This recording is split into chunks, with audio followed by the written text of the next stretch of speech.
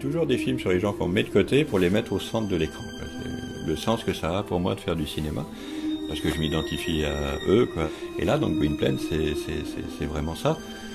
C'est un adolescent, c'est quelqu'un qui découvre la vie, qui n'a pas les clés et tout du mécanisme de la société, donc ça, c'était le plus important. Un personnage qui est un enfant au départ, qui est abandonné par ces fameux comprachicos qui lui ont fait cette cicatrice. Donc on démarre par un abandon. Après, ce petit garçon erre dans une tempête de neige, il est perdu, il tombe sur une femme qui est morte, avec dans ses bras une petite fille encore vivante qu'il recueille. Et tous les deux sont ensuite recueillis par Ursus, ce saltimbanque très généreux, et qui va, avec eux, finalement former une petite famille. Comment tu t'appelles? Gwynplaine. Les gens sont pas forcément méchants, tu sais, ils sont dangereux quand ils ont peur.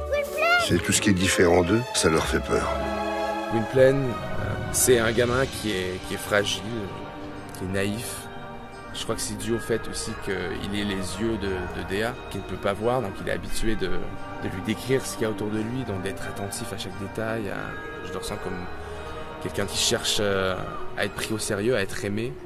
Il pense qu'elle est aveugle, si elle me voyait, elle me trouverait repoussant et elle pourrait pas m'aimer, quoi. Il peut pas dépasser ça, alors qu'elle, évidemment, si elle le voyait, elle continuerait de l'aimer, quoi. Elle dit bien, c'est pas la question de voir, d'aimer. Et si je devais ne plus entendre le son de ta voix, plus sentir ta présence, je n'aurais plus aucune raison de vivre. Là où la multitude voyait le monstre, Dea, aveugle, voyait l'archange. Je suis à toi. Et Dea, elle illustre bien la pureté, la fragilité en même temps et la force. Pour moi, elle symbolise l'amour absolu, cette histoire. C'est un peu, oui, c'est une sorte de Roméo et Juliette, c'est l'amour qui triomphe, l'amour qui transcende.